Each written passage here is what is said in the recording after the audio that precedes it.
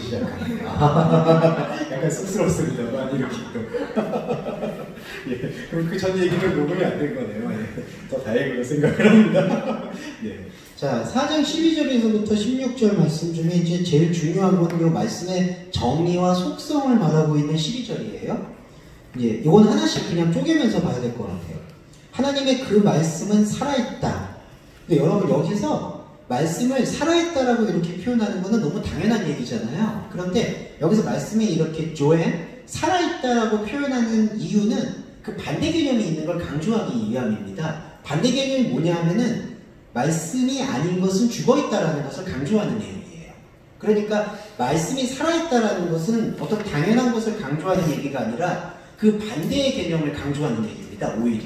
그러니까 하나님의 그 말씀이 아닌 것은 죽어있다라는 것을 강조하는 얘기고요. 그리고 또 문법을 잠깐 보실게요.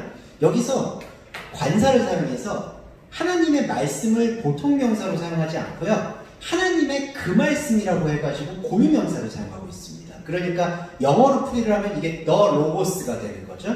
그러면 이거는 어떤 강조법이냐? 하나님의 말씀이라는 게 그냥 단순히 떠도는 성경이나 떠도는 가르침을 얘기하는 게 아니라 하나님의 이 말씀은 우리에게 꽂히는 말씀이다. 그러니까 우리에게 생명이 되는 말씀이다라는 그러한 뜻을 내포하고 있다고 인식하시면 좋을 것 같아요. 예. 그래서 하나님의 말씀은 보통 명사가 아니라 여기서는 고유명사고 이 고유명사로서의 그 말씀은 우리에게 살아서 우리에게 영향력이 있는 말씀이다라는 것을 지금 강조한 거예요. 그래서 하나님의 그 말씀은 살아있다라는 뜻입니다. 자, 그리고 두 번째, 여기서 유능하고라고 번역이 됐는데 다르게 번역할 수 있는 방법이 없어서 유능하다라는 걸 썼는데 이 말을 헬라어를 풀어보면 엔 에르곤이라는 뜻입니다. 그래서 엔 에르곤이라는 뜻을 풀어보면 일 안에서 움직인다는 뜻이에요. 일 안에서 움직인다. 그러면 여기서 말하는 일이라는 것은 뭘까요? 우리가 살고 있는 인생살이를 뜻해요. 우리가 살고 있는 인생에서 먹고 마시고 희노애락을 느끼는 것을 모두 에르곤, 일이라고 표현합니다. 근데 이 일 안에 말씀이 있다라고 얘기를 해요. 그건 두 가지 의미가 있는데 우리의 일, 우리의 먹고 살고 인생을 이 말씀이 함께 주관하고 호흡한다라는 의미도 있고요. 또 하나는 우리가 먹고 사는 이 인생의 중심에서 진짜 우리의 인간의 의미를 들춰내기 위한 활동을 한다는 뜻도 여기 안에 내포되어 있습니다. 그래서 이거는 한글 번역에서는 이렇게 되어 있어요. 살아있고 운동력이라고 번역됐습니다. 근데 운동력이라는 번역은 좀 적절한 번역이 아니고요. 일 안에 있다. 그래서 우리의 인생살이도 주관하시지만 사실 더 중요한 내용은 우리의 인생살이의 진짜 목적이 무엇인지를 들춰내는데 중점되어 있다. 그게 요 유능하다라는 뜻이에요. 자, 그리고 좌우의 날선 모든 칼보다 예리하다. 이렇게 번역이 되는데 칼의 역할을 먼저 봐야 돼요. 칼은 사실은 좌나 우에 치우쳐 있습니다. 그러니까 칼이라는 것은 자른다라는 의미가 있거든요. 그 기능이. 그런데 칼의 본래적 의미는 좌를 잘라서 우를 남기고 우를 잘라서 좌를 남기는 거의 역할이 칼이에요. 그런데 하나님의 말씀의 칼은 좌를 잘라서 우를 남기고 우를 잘라서 좌를 남기는 그러한 좌우의 영향을 받지 않는다라는 의미로서의 칼을 강조합니다. 자, 이게 되게 무서우면서도 중요한 게 뭐냐면요. 사람이 하나님이 우리한테 심판의 칼을 줬다라고 얘기를 하면은 여기를 심판하고 여기를 구원한다. 이렇게 이해를 많이 해요. 그러니까 두 개를 놓고 여기는 심판하고 여기는 구원한다. 그런데 하나님의 말씀의 칼은 어떤 역할을 하냐면은 이걸 심판하고 이걸 구원한다라는 이걸 이분법이라고 얘기하는데 이 이분법 자체를 잘라내는 거예요. 그러니까 선악과에 묶여있는 개념은 뭐냐면 이거는 선이고 이거는 악이야라는 그 수평적인 개념인데 하나님 말씀의 칼은 그 선악으로 나누는 기준 자체를 잘라낸다라는 겁니다. 그래서 우리의 어떤 육적인 생각의 모든 결박들이 좌우에 얽매여 있는 것들을 칼로 쪼개어버린다. 그런 뜻이 말씀의 역할이에요. 이거를 잘못 이해하면은 우리가 현상적으로만 생각을 해서 야 이거는 심판받는 거고 이거는 구원받는 거야. 이런 식으로 우리가 다른 사람을 정죄하고 판단하는데 하나님의 말씀을 소비하는 경우가 허다합니다. 그런데 이 12절에서의 하나님의 말씀의 특징은 그렇게 생각하는 자체를 잘라내는 거예요. 그래서 그 칼이 발전돼서 영적인 할례로 발전된다라고 보시면 되겠습니다. 자, 세 가지 특징이었죠. 살아있고, 죽음의 반대이고, 유능하고, 하나님의 생명 목적을 보여주기 위해서 일 안에 있고, 좌우의 날선 칼보다 예리하고, 인간의 생각하는 좌와 우의 생각을 아예 잘라버리고, 그 다음에 이 부분이 중요한데요. 혼으로부터 영으로, 관절로부터 골수로라고 표현을 하는 게 조금은 정확한 번역이에요. 그래서 이게 뭐냐? 자, 이게 혼이라고 그리면 여기 혼이면 여기서 영을 빼내고 관절이라는 골수를 빼내고, 그러니까 이게 엑소더스 출애굽의 의미인데요. 어디 안에 있는 상태를 건져 올린다는 뜻입니다. 이게 한글 번역은 이렇게 돼 있어요. 혼과 영과 및 관절과 골수를 찔러 쪼갠다. 근데 이건 한글 번역은 나열법으로 되어 있는데 헬라어 원문은 나열법이 아니라 혼에서 영을, 관절에서 골수를 빼낸다라는 의미입니다. 그래서 이걸 의학적으로 보면은 추출이라고 할 수가 있겠죠. 이게 추출, 빼내는 작업. 자, 혼에서 영을 빼내는 거는 왜 빼내야 될까요? 이 혼의 결박이 영을 숨을 쉬지 못하게 만드는 게 인간의 원죄적 상태이기 때문이죠. 그러니까 하나님 말씀의 역할은 우리의 혼적 자아로부터 영적 자아로 빼내는 거예요. 그리고 관절과 골수의 차이는 뭔지 말씀을 드리겠습니다. 관절은 뼈대예요. 이거는 인간을 어떤 구성하는 뼈대를 말을 해요. 골수는 뭐냐면 이게 뮤네콘이라는 단어가 히브리어로는 레오인데 바로 진액을 뜻합니다. 그러니까 어떤 생명의 엑기스를 말하고 있어요. 그러면 인간의 뼈대로부터 생명의 엑기스를 끄집어낸다라는 게 바로 말씀의 핵심적 역할이다. 그걸 우리가 주목할 필요가 있는 거죠. 그러니까 혼과 영을 단순히 이렇게 이분법으로 잘라내는 게 아니라 혼에서 영적인 자아를, 인간의 구성 뼈대에서 생명의 진액을 뽑아내는 거예요. 그 뽑아내는 의미가 바로 디에코메노스, 관통이라는 의미입니다. 왜냐하면 뽑아내려면 주사를 꽂아야 되잖아요. 그러니까 우리가 가지고 있는 이 겉껍질과 같은 혼과 관절의 구조 속에서 영과 골수의 진액을 추출하기 위해서는 말씀이 우리의 혼과 우리의 관절 안으로 관통되어야 되는 거예요. 네, 이게 관통의 원리입니다. 디에코메노스. 그래서 이 차이를 확실히 보여주는 거예요. 자, 그래서 그리스도인은 처음에 이 신앙의 깊이로 들어가게 되면은 혼란을 느낍니다. 왜냐하면 사람이 갖고 있는 사실 교육, 인생, 어떤 삶의 목적, 가족관계, 이런 모든 어떤 의미가 혼과 관절에 다 연루가 되어 있거든요.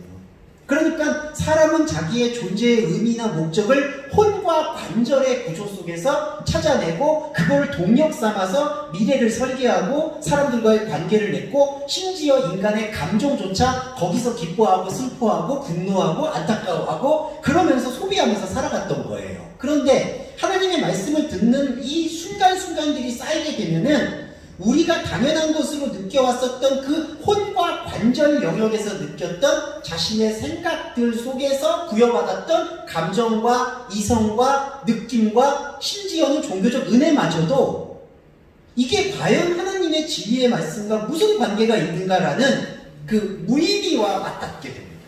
근데 그 무의미를 긍정하고 받아들이는 게 그리스도인에게는 고난이에요. 이 무의미가 드러나는 게 차이가 확실히 보여주는 겁니다. 그러니까 하나님의 말씀은 우리가 생각하는 것처럼 뭔가 뜨겁거나 감정적인 것과는 오히려 무관할 수도 있어요. 우리의 마음 깊은 곳에서 울리는 생명의 울림이기 때문에 그걸 어떤 지금까지 우리가 알고 왔었던 익숙했던 것으로 이렇게 미화시킬 수가 없는 거예요. 하나님의 말씀은 이렇게 아름답고 모든 것들을 위해서 주어져 있고, 근데 그렇지 않은 거예요, 솔직히. 그거를 단적으로 보여주는 게 십자가 사건이죠. 그러니까 십자가 사건이라는 것은 사실 우리한테 무슨 감격을 줄 수 있는 사건이 아니에요.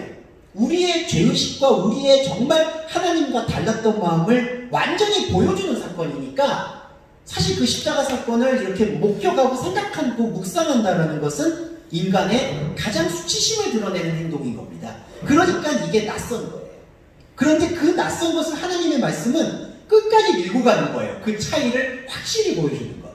그래서 여기 보시면 마음의 경향과 욕구를 분별한다고 합니다. 자, 여기서 구별이요. 경향과 욕구를 구별하는 게 아니라요.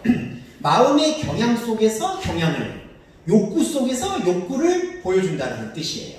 자, 이거 이해되시죠? 그러니까 구별이라는 게 크리크토스가 경향과 욕구를 구별하는 게 아니라 경향 속에서의 경향, 욕구 속에서의 욕구를 보여준다는 뜻입니다. 그러면 자, 말씀이 갖고 있는 최종 목적은 뭐냐 하면 우리가 가지고 있는 마음의 경향과 그 엔디마스, 욕구를 부정하고 배제하는 게 아니라 마음의 경향과 욕구 속에서 진짜 하나님의 마음을 따르는 경향과 욕구를 분별해 주겠다는 뜻이에요. 자, 이게 이제 오해가 없으셨으면 좋은 건데, 사람이 영지주의로 빠지게 되면 뭐가 나오냐면은, 이 마음의 경향 자체가 썩었기 때문에 이거를 도려내면은 하나님의 나라로 갈 수 있구나. 마음의 욕구가 많기 때문에 이 욕구를 도려내면은 하나님의 나라로 갈 수 있구나라고 생각을 해요. 그런데 그거는 넌센스고 불가능합니다. 그리고 하나님께서는 그거를 원하지도 않으세요. 이게 무슨 뜻이냐? 우리의 혼적인 자아는 그대로 있는 거예요. 혼적인 자아가 느끼는 불안, 슬픔, 기쁨, 희열, 환희, 희노애락, 그리고 인생의 어떤 욕구들, 이거를 불교적 용어로는 오욕칠정이라고 얘기를 하기도 하죠. 그런 욕구들이 존재하고 있는 거예요. 그런데 하나님의 말씀은 그거를 구별하고 잘라내는 게 아니라 그 안에서 인간의 희노애락과 인간이 갖고 있는 감정과 영역 속에서 진짜 숨어있는 하나님의 진리를 길어 올리라는 생명의 의무를 우리한테 부여하는 겁니다. 그러니까 말씀을 품고 살아가는 그리스도인이라면은 이게 더 어려울 수도 있어요. 그냥 이 풍진 세상 그냥 등지면 되지. 내 어떤 더러운 마음 기도해서 씻어내면 되지. 그리고 그렇게 회개 기도하고 살면 되지. 그렇게 말씀을 하기도 하는데, 그리고 실제로 그렇게 이렇게 욕구를 제어하려고 노력하기도 하는데, 인간의 몸과 마음과 정신은 언젠가는 제어했다라고 믿고 있던 그것이 터져버리게 됩니다. 네, 그거는 심리학적으로도 입증되고 있는 바예요. 그래서 정리를 해보면 하나님의 말씀은 죽음이 아니고요, 일 안에 있으며 좌우를 심판하거나 판단하는 것이 아니라 그걸 넘어서게 만들고 인간의 혼과 관절이라고 하는 기본 뼈대로부터 생명의 진액을 뽑아내고요, 그래서 그 생명의 진액을 뽑아낸 것에 낯선 것을 우리한테 끝까지 보여주신다. 그리고 마지막으로 우리한테 생명의 의무, 곧 거룩한 의무를 제시하세요. 끝까지 보여주는 이 말씀의 확실성 앞에서 계속해서 우리의 시간과 우리의 의미와 우리의 종교와 예배 활동을 지속할 수 있을지를 우리에게 요구해 주시는 겁니다. 그래서 여러분, 이게 안타깝지만 이런 것들을 저도 돌려 말씀드리고 싶지만, 그 돌려 말씀드리면은 그거는 말씀의 기능을 왜곡하는 거잖아요. 그렇기 때문에 돌려 말씀드릴 수가 없는 게, 우리는 우리의 혼적 자아를 피할 수도 없지만 그 혼적 자아를 끌어안고 살 수도 없어요. 그걸 끌어안고 산다라는 것은 혼에서 영이 추출되는 생명 활동을 가로막는 행동이 되기 때문에 벗어날 수도 없지만 벗어나서도 안 되는 거예요. 자, 그거를 잘 긍정하면서, 그러면 오직 우리한테 뭐가 남느냐? 말씀이 남는다는 거죠. 그럼 말씀이 무엇이냐라고 물을 때 그 말씀은 우리 앞에서 13절에서 나오고 있습니다. 또한 그의 앞에 창조된 것이 불명확함으로 드러나지 않고 만물이 벗겨져 두 눈에 벌거벗은 모양으로 드러나는 것. 말씀이 갖고 있는 속성은 바로 이거예요. 벌거벗은 것으로 드러난다. 자, 그러면 여기서부터 말씀드리고 싶은 게, 지금 우리한테 지금 성경으로 적혀있는 이 말씀은 정확히 얘기하면은 말씀의 그림자와 같아요. 왜냐? 우리의 혼적인 자아와 우리의 교육받은 것으로 주어진 언어를 통해서 주어진 거잖아요. 이거는 말씀이지만 또 한편으로는 말씀의 전부가 아니에요. 그러면 이 말씀을 들음으로써 우리가 그 진리의 중심으로 들어간다고 하잖아요. 성령의 인도를 받아서. 그럼 그 다음에는 어떤 말씀이 나오나요? 우리의 혼적인 자아나 우리의 인간적인 욕망이 섞이지 않은 온전한 하나님의 말씀이 자신의 모습을 드러내게 돼요. 그러면 그 자신의 모습을 드러내게 됐을 때에는 우리는 어디서부터 시작을 해야 될까요? 바로 근원적인 것에서부터, 그러니까 맨 밑바닥에서부터 다시 시작을 하는 거예요. 그러니까 하나님 앞에서의 대면은 우리가 가지고 왔었던 모든 것이 일단 배설물이 되는 거고요. 처음부터 다시 하나님의 말씀을 걸음마를 배우듯이 배우기 시작하는 게 바로 이 벌거벗은 모양이에요. 이 만물은 그리스도인을 뜻하고요. 발가 벗겨졌다라는 것은 그 만물을 지금까지 에워싸고 있었던 하나님과는 무관하였던 인간의 겉껍질이 벗겨졌다라는 의미입니다. 이게 겉껍질이 벗겨져요. 그러면은 그리스도인은 뭐가 나오는 걸까요? 사실 하나님 앞에서 걸음마를 하고 처음부터 모든 것을 다시 배우게 되는 인간의 마음, 온전한 마음만 남게 되는 거예요.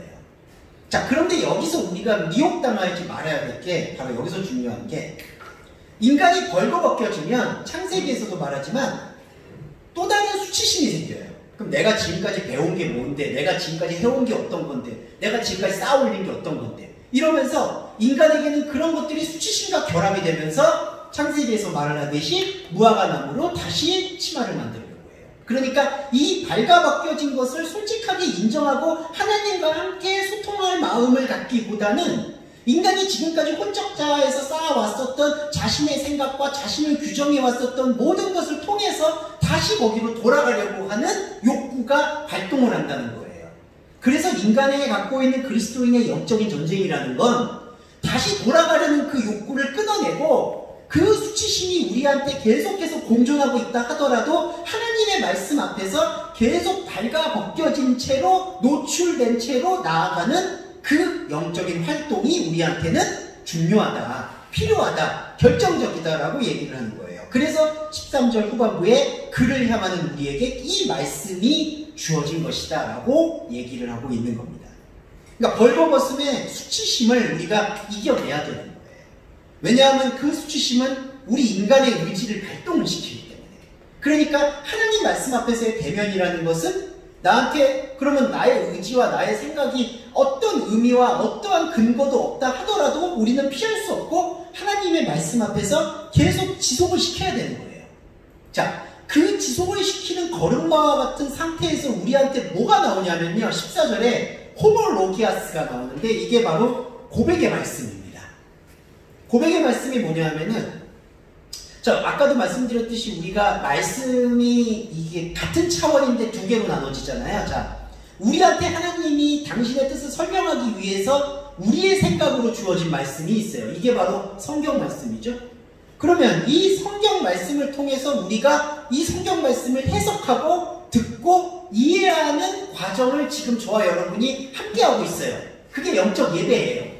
그 예배가 바로 고백의 말씀이에요. 왜냐하면 이 말씀은 하나님의 의미와 뜻을 온전히 담은 건 아니에요. 어떤 거냐, 이거는 하나의 껍질이고 그림자일 수 있어요. 그런데 이 껍질과 그림자가 없으면 우리한테 하나님의 진짜 말씀으로 갈 수 있는 길도 없어요. 그러니까 하나님의 이 껍질과 그림자와 같은 이 말씀을 우리의 혼적인 자아와 의지와 생각을 동원해서 말씀을 듣고 느끼고 이 말씀이 정말 이러한가 베레아 사람처럼 상고하는 과정을 통해서 우리의 혼적 자아의 껍질을 벗겨내고 영적 자아의 진실로 우리가 한 걸음 들어가게 되는 거예요. 그 과정을 호몰로기아스라고 표현을 하는 거예요. 이 호몰로기아스라는 고백의 말씀을 풀이를 해보면 호모의 로고스라서 말씀과 같은 것을 말한다는 뜻입니다. 그래서 이 단어는 말씀으로도 번역이 되기도 하지만 고백이로도 번역이 돼요. 근데 그 고백이 이제 번역 성경에서는 좀 왜곡이 되어 있죠. 죄를 고백한다라는 걸로 많이 왜곡이 되어 있는데, 여기서 고백이라는 것은 말씀과 같은 것을 말하려고 몸부림치고 발버둥치는 상태. 그게 여기 14절 말씀에 정확히 언명되어 있는 거예요. 우리가 그 고백의 말씀을 굳게 붙잡는다면. 근데 여러분, 여기서 주어는 우리잖아요. 우리가 붙잡잖아요. 근데 말씀의 속성과 성질은 우리가 붙잡게 되는 게 아니에요. 자, 우리는 우리 의지로 말씀을 붙잡는다고 생각을 하죠. 그런데 우리가 우리 의지로 말씀을 읽었을 때 나타나는 결정적 현상이 뭐냐 하면은, 야, 이건 내가 말씀을 담을 수가 있는 게 아니구나, 내가 말씀을 들을 수 있는 능력도 없고 근거도 없구나라는 거를 항상 고백할 수밖에 없게 돼요. 그러니까 자, 붙잡는다는 게 두 가지 의미가, 처음에는 저와 여러분이 지금 이 시간 여러분의 의지를 발동해서 여기 오신 거잖아요. 이거는 우리가 붙잡는 거예요. 그런데 우리가 이렇게 붙잡아가지고 하나님의 말씀과 지금 대면하시잖아요. 그러면 말씀과 대면했을 때 나타나는 고백은 뭔가요? 우리 안에 하나님을 알만한 게 없다라는 것의 고백만 나온 거예요. 그러면 이거는 우리가 붙잡은 게 아니죠. 자, 이게 두 개가 공존한다고 보시면 돼요. 우리는 이 말씀을 붙잡으려고 어떠한 시간이든 어떠한 여건이든 말씀에 붙잡음을 하려는 우리의 의지를 발동시켜야 되는 거고, 그런데 그 의지를 발동시켜서 인간이 야 내가 이렇게 의지를 발동했고 내가 이렇게 연구를 했으니까 말씀이 나한테 이렇게 깨우쳐진 거야 라고 고백을 하면은 그 순간 왜곡이 되어버린다는 거죠. 우리의 의지는 발동하되 우리의 의지로서는 하나님의 세계에 도달할 수 없음을 고백해야 되는 거예요. 그러니까 이게 힘들다라고 제가 말씀을 드리는 거죠. 왜냐하면 인간은 뿌리 깊게 원인과 결과에 물들어져 있는 존재예요. 이게 바로 시장 존재라고 해서 사고 파는 것에 능한 거예요.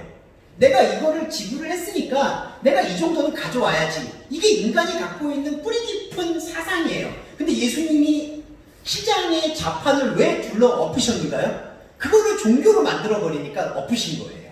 우리는 우리가 가지고 있는 의지로 내가 이 정도 했고 내가 이 정도 제사를 드렸고 내가 이 정도 헌금을 했고 내가 이 정도 예배를 했으니까 하나님께서 나한테 이 정도의 은혜를 주셔야 된다라는 마음속에 내재되어 있는 생각이 깊게 깔려 있어요. 그리고 그렇게 깊게 깔려있는 그 원인과 결과의 원리로 성경을 보게 되면 성경도 똑같이 그렇게 보이는 거예요. 잘하면 복을 받고 못하면 저주를 받는 식으로. 근데 그게 여러분 아까 좌우에 휩쓸려 있는 생각이라는 거죠. 그러니까 고백의 말씀을 붙잡는다는 건 우리의 의지는 발동하되 우리의 의지로서 하나님이 찾아오는 게 아니라는 것을 고백하는 존재가 꼭 되어야 되는 거예요. 이 신앙생활은 언제까지 지속되고 유지가 돼야 되나요? 우리의 몸이 갖고 있는 동안에 계속 돼야 되는 거예요. 그게 우리한테 주어져 있는 인생의 의무고 그리스도인의 영적 목적이 된다. 그러면 여기서 말씀드리면 14절에 보시는 대로 하늘을 꿰뚫는 큰 대제사장이 우리의 마음 안으로 들어오게 됩니다. 하늘을 꿰뚫는다. 자, 이게 뭐냐? 하늘을 꿰뚫는다는 거는 요 디에르케 여기 저기 디에르루스도타르인데 디에르코마이가 원형이라서요. 디에르코마이라는 이 꿰뚫는다는 거의 진짜 뜻은 이렇게 단추를 끼운다라는 의미입니다. 그러니까 꿰뚫는다는 거는 하늘을 나와 같은 몸으로 만들어낸다라는 의미가 있어요. 그러니까 여기 이제 만약에 하늘이 있다 그러면은 내가 있잖아요. 그럼 여러분 바느질 많이 해보셔서 아시겠지만 내가 말씀의 실을 가지고 하늘과 나를 이렇게 하나로 엮는 거죠. 그러면 이게 분리가 안 되죠. 이 하늘을 꿰뚫는다라는 의미는 바로 그 뜻이에요. 꿰뚫는다. 그러니까 하늘을 내가 품는 거예요. 말씀을 통해서. 땅인 우리가 하늘을 말씀의 바느질을 통해서 뚫는 거예요. 그런데 그러면 이 하늘과 나를 엮어주는 이 바늘, 이 실은 어디에서 오느냐? 말씀에서 왔는데 그 말씀이 아까 12절에 제가 관사를 사용해서 그 말씀이라고 말씀드렸잖아요. 그 말씀이 뭐냐 하면은 바로 큰 대제사장인 거예요. 큰 대제사장, 바로 하나님의 아들 예수다. 근데 예수를 여기서 품는다라고 말을 합니다. 품는다라는 뜻이 뭐냐 하면은 에코마예요. 그러니까 소유한다는 뜻이에요. 이건 무슨 뜻이냐? 말씀이신 예수를 우리가 소유한다는 뜻이에요. 소유라는 건요, 그 존재가 우리 안에 와서 완전히 우리와 하나가 된다라는 뜻입니다. 소유한다, 품는다. 그러면 뭘까요? 하나님의 아들 예수가 우리 안에서 온전하게 하나가 되어진다라는 뜻이에요. 그래서 우리는 대제사장이라는 뜻을 다시 해석해 볼 수가 있는 거죠. 대제사장이 종교의 전통에 의하면 모든 백성들을 대신해서 하나님을 만나는 사람이었지만 진짜 하나님이 말씀하시는 대제사장은 그 대제사장이라는 존재가 각 백성의 각자의 마음 안으로 들어와서 하나가 되어진다는 뜻을 바로 대제사장이라고 표현을 하는 겁니다.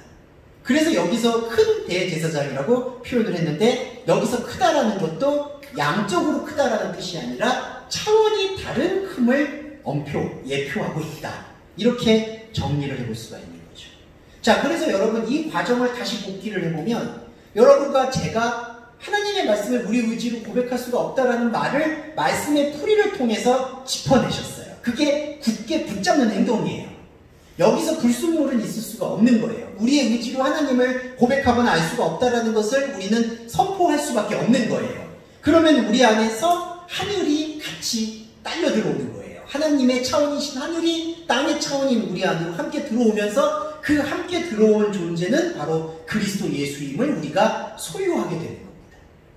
자, 그 소유의 개념과 함께 다음 장 보시면 15, 16절이 있는데 요거까지 해석을 드리고 좀 쉬었다 할게요.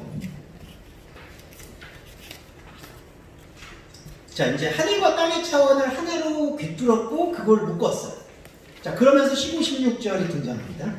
큰 대제사장 예수에 대한 언급인데, 왜냐하면 우리는 우리의 연약함에 대해 함께 고통받는 능력이 없는 대제사장을 품지 않았다.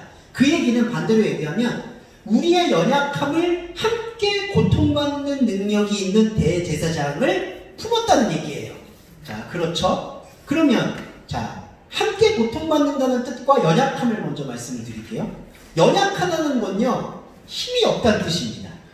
연약하다, 힘이 없다. 그러면 이 힘이 없다는 게 그냥 기본적으로 힘이 약하다는 뜻이 아니라요, 힘 자체가 없다는 뜻이에요. 그러니까 살아있지만 죽어있는 거라고 생각하시면 되죠. 그러니까 뭐 하나 들 힘이 없는 거예요. 그러니까 비교를 해가지고 저 사람이 힘이 강한데 나는 약해, 이런 뜻의 약함이 아니라요, 아예 뭔가를 움직일 수 있는 힘이 없다는 뜻이에요.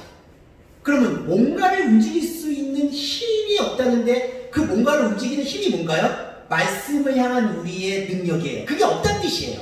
우리의 연약함은 바로 그거예요. 우리의 의지와 우리의 생각으로는 하나님의 생각을 길어올릴 수 있는 게 없어요. 그게 연약이에요. 그러니까 힘이 강하다는 거에 반대 개념이 아니라 아예 힘이 없다는 뜻이에요. 근데 이 힘이 없는 우리에 대해서 함께 고통받는 능력은 뭘까요? 이 함께 고통받는다는 뜻은 쉼 파스카의 합성어인데, 쉼 파스카를 해석을 해보면 함께 고통을 뛰어넘는다는 뜻이에요. 여러분, 이 파스카라는 게 6월절의 헬라어입니다. 6월절이라는 뜻은 뭐냐면요, 죽음을 넘어선다는 뜻이 있어요.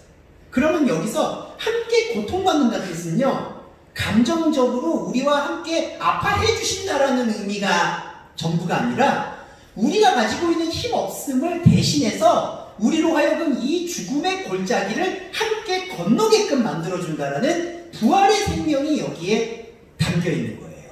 그러니까 우리의 대제사장이신 예수는 우리의 연약함에 대해서 함께, 야, 너 아프지, 너 힘들지, 이렇게 공감해주는 존재만이 아니라는 거예요.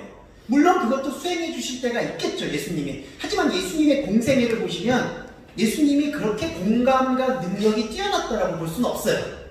이거는 정확히 우리가 알아야 돼요. 예수님이 그렇게 사람의 마음이나 심적인 고통을 잘 헤아려 주셨다고 볼 수는 없어요. 그분은 일단 젠더가 남성이고요, 무뚝뚝하고요, 제자들이 그렇게 원하는 대로 자기 멋대로 막 산에 가버리죠. 그리고 먼저 막 물 위에 걷기도 하시죠. 그리고 내키는 대로 기적을 베풀죠. 그러니까 제자들의 관점에서 보면 예수님은 망나니예요. 죄송한 말인데 청개구리예요. 자기들이 원하는 대로 해줘야 되는데 전혀 그렇게 안 해요. 그러다가 마지막에 십자가로 그냥 가버리시잖아요. 그러니까 제자들이 솔직히 다 버리죠. 나중에 부활이 되셔야 또 찾아오는 거잖아요. 그러니까 예수님이 우리한테 감정적으로 어떤 치유와 은혜를 줬다라고 보기에는 어려워요. 그러면 그렇다면 예수님은 우리의 그냥 외면하고 우리의 삶을 외면한 거냐? 그게 아니라는 거죠. 예수님의 궁극적인 목적은 뭐냐 하면 함께 고통받는다는 뜻에 대한 영적인 풀이에 있는 거죠. 우리를 데리고 이 파스카, 우리의 죽음의 고통을 함께 넘어서게 만들게 하는 존재라는 거예요. 우리가 예수 그리스도를 품고 예수 그리스도와 함께 한다는 궁극적인 목적은 여기에 있어요. 쉼 파스카, 죽음을 넘어서게 만드는 거. 네, 이렇게 되는 겁니다. 자, 그러면서 예수 그리스도의 속성과 그 속성과 함께 되는 우리의 놀라움에 대해서 설명을 드릴 텐데, 이게 중요합니다. 15절 두 번째 문장이 핵심이에요. 그리스도는 모든 일에 우리와 같은 모양을 따라, 요게 바로 인생 시간이에요. 그러니까 우리의 인생이죠. 우리와 같은 모양. 우리와 같은 인생을 따라서 시험을 받고 있다. 여러분, 이때 시험이 뭘까요? 페이라스모가 인간의 감정 영역이에요. 그러니까 아파하고 힘들어하고 갈등하고 후회하고, 이게 시험이에요, 여러분. 그러니까 예수님도 우리의 인간과 똑같은 인생살이의 한복판으로 오셔서 똑같이 우리와 희노애락을 겪으셨던 거죠. 근데 죄가 없어요. 자, 이 뜻은 뭐냐? 예수 그리스도의 성질인데, 속성인데, 자, 우리는 똑같이 시험을 받고 있는데 희노애락에 얽매여 있고 인생의 시간에 계속 연루되어 있는데, 우리의 인생은 죄가 있어요. 그 죄가 뭐냐? 하나님과 완전히 동떨어져 있는 죄. 그러니까 똑같은 인생이지만 예수 그리스도는 죄가 없는 거예요. 하나님을, 왜냐하면 하나님과 완전한 접점을 갖고 있으니까. 근데 우리는 하나님과 접점이 없으니까 모든 희노애락에 갖고 있는 인생의 시간들이 무의미한 거예요. 하나님과의 관계성이 없으니까. 그런데 예수 그리스도는 하나님과 관계성을 갖기 때문에 이 희노애락이 의미가 있는 거예요. 하나님한테 노출이 되니까. 그러면 이거를 연결해서 보면은 그 하나님과 연결되어 있는 그리스도가 우리 안으로 말씀으로 들어온다. 그러면 어떻게 될까요? 우리의 희노애락 역시도 하나님에게 이제는 노출이 된다는 거예요. 우리가 갖고 있는 아픔, 우리가 갖고 있는 고통, 우리가 갖고 있는 감정. 이렇게 되죠. 근데 자, 여기서부터 조금은 중요한 게 있는데, 우리가 생각하는 신이, 우리가 생각하는 하나님은 내 감정이 노출이 되면은 그 감정에 대해서 어떻게든지 해결해 주기를 바라잖아요. 주님, 내가 아프고 내가 지금 힘들고 내가 기뻐요. 내가 기쁘면 이 기쁨이 계속되게 해주세요. 힘들면 이 힘든 게 멈추게 해주세요. 그런데 하나님의 말씀은 본질적으로 자기 목적을 드러내는 게 목적이기 때문에 우리가 먼저 얘기하는 그 혼적인 자아를 먼저 들어주는 게 아니라는 거예요. 그러니까 소통의 방법이 달라요. 하나님은 우리한테 영적인 깊은 것을 얘기하기를 바라시고, 우리는 항상 혼적인 갖고 있는 자아의 아픔과 고통을 호소하고 그거를 해결받기에 급급해요. 이게 인간과 하나님과의 소통의 완전한 차이예요. 그러니까 우리는 만약에 하나님을 만나잖아요. 하나님을 만나면 우리는 뭘 먼저 얘기하냐면은 내가 혼적인 인생 시간에서 겪었던 아픔이나 그거를 어떻게 해결하면 좋겠어요 라고 그 답을 구하는데 급급해요. 근데 하나님은 그 답이 우선이 아니라 나와 함께하는 그 사랑의 결정적 깊이를 결정적으로 나누기를 바라는 거예요. 그리고 하나님의 원리는 그 영의 깊은 것을 우리가 나눴을 때 우리가 그토록 애달았다 했던 혼적인 문제에 대해서 용해, 녹아내릴 거라는 확신을 갖고 있는 거예요. 그러니까 이거죠. 우리는 혼적인 생각에 대해서 나는 이러이러한 고민을 갖고 있는데 하나님 이걸 해결해 주시면 나는 말씀의 깊은 것인지 뭔지 어쩌고를 볼게요 라고 얘기하는 게 우리의 거래적인 속성이라는 거예요. 근데 하나님은 거기에 대해서 응답하시지 않아요. 그리고 여러분, 그거 응답을 안 하는 게 복이에요. 그걸 응답에 도취가 되면요, 여러분 계속해서 그냥 하나님을 표피적이고 표면적인 문제를 해결해 주는 분으로만 생각하게 돼버린다는 거예요. 이게 인간의 아주 독한 속성이에요. 근데 하나님은 일단 거기에 응답을 딱 멈추죠. 그리고 인간을 기다려요. 이걸 멈추고도 나의 말씀과 함께 주목하기를 하나님은 바라는 거예요. 그래서 저희가 이 예배가 필요하다라고 제가 말씀드린 이유가, 저희는 멈춘 그 사이를 계속해서 보는 거예요. 이 멈춰버린 우리의 모든 응답이 끊어졌다라고 생각하는 그 공백을 말씀으로 채워내야 돼요. 그래야지 말씀의 본질적인 것이 우리 안으로 흘러요. 그러면은 궁극적으로 너희는 그의 나라와 그의 의를 구하라, 그리하면 모든 걸 더하신다라는 말씀의 원리처럼 우리가 현상세계에서 그토록 해결이 안 되면 안 될 것 같았던 애달았던 문제들이 다시 보이기 시작하는 거예요. 지금 여러분의 인생 속에서도 그게 분명히 다시 보이고 있다고 저는 확신해요. 옛날에는 이 문제가 해결이 안 되면, 그리고 이게 끝나지 않으면, 나의 이 고통이 해결이 안 되면, 이 관계가 해결이 안 되면, 거기서 다 얽매여 있던 부분들을 말씀의 깊은 것과 함께 연합이 되면 그 연합이 계속해서 노출이 되는 그 순간, 어느 순간 나의 문은 열리고 하나님과 함께하는 영적인 체질화에 한 걸음씩 들어갈 수가 있다는 거죠. 그게 이 12절에서 16절까지 정리되어 있는 바로 하나님과 함께하는 말씀의 속성에 대한 설명이라고 볼 수 있겠습니다. 자, 첫 번째 시간은 여기서 이렇게 좀 마무리를 하고요. 좀 쉬었다가 두 번째 시간 돌아오겠습니다.